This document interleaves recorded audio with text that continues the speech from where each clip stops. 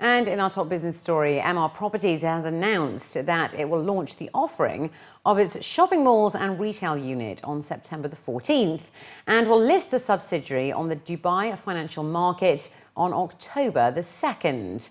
The malls unit IPO will be divided into two tranches, one for retail investors at around 40% of the IPO and one for institutions at least 60%. Both will open on September the 14th, when Emaar will announce the share price range for the sale. According to a statement, the retail offer will close on September the 24th and the institutional offer on September the 26th. Emaar will sell at least a 15% stake in the mall's unit through the IPO. EMG's portfolio boasts 4 shopping malls and 30 community shopping centres and other retail outlets. Work on DEWA's 57.5 million dirham water pipeline network on the Palm Jumeirah is 93% complete. According to reports, the Dubai Electricity and Water Authority has so far laid 2,907 metres of the 3-kilometre project, and when finished, the system will raise water supply to meet increasing demand, as well as support current and future projects on the Palm. Saeed Mohammed Al-Tayr, the MD and CEO of DEWA, was quoted in a local daily as saying that the project includes extending the main pipes along the trunk of the Palm through the tunnel until it reaches the crescent. He added that the project is going according to plan and that work on the extension and the launch of the networks are expected to be completed next October. While the retail industry in the MENA and GCC region continues to witness growth, experts at the 4th Annual InRetail Summit say market players need to understand and respond to the changing market dynamics and consumer behaviour. In the UAE alone, retail sales grew 5% in 2013 to $66 billion. That's according to A.T. Kearney's Global Retail Development Index. This is attributed to the frequency of entry into the market of new international and regional brands, as well as retail space. Dubai alone is forecasted to have 36,000 square metres of retail space entering into this year, while Abu Dhabi's retail space is expected to reach 2.6 million square metres by the end of 2015.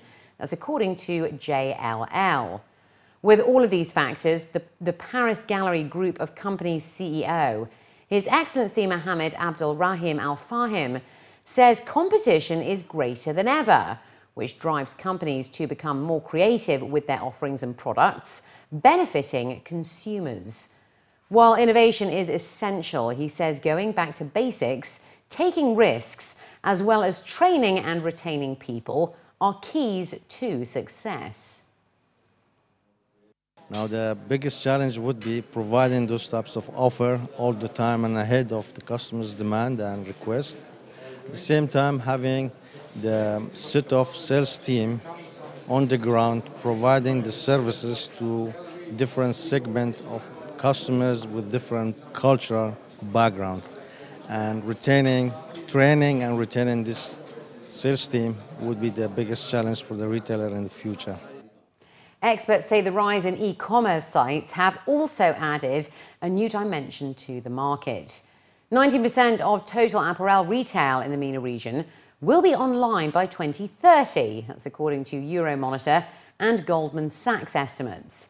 A PayPal study predicted e-commerce in the MENA region will grow from $9 billion in 2012 to $15 billion in 2015.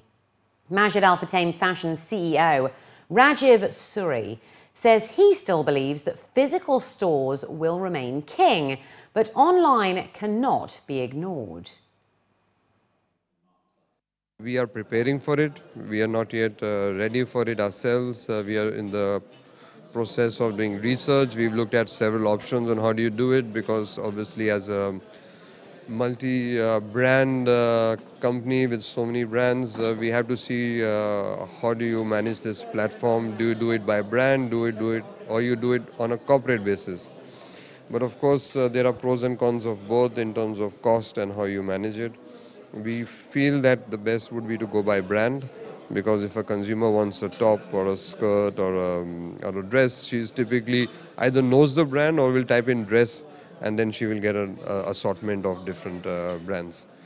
So 2015 is more about the technical part of this and the budgeting and execution, and we are hoping that by spring 2016 we launch in Dubai, see how that goes, and then perhaps in fall 16 we go to the rest of the countries online.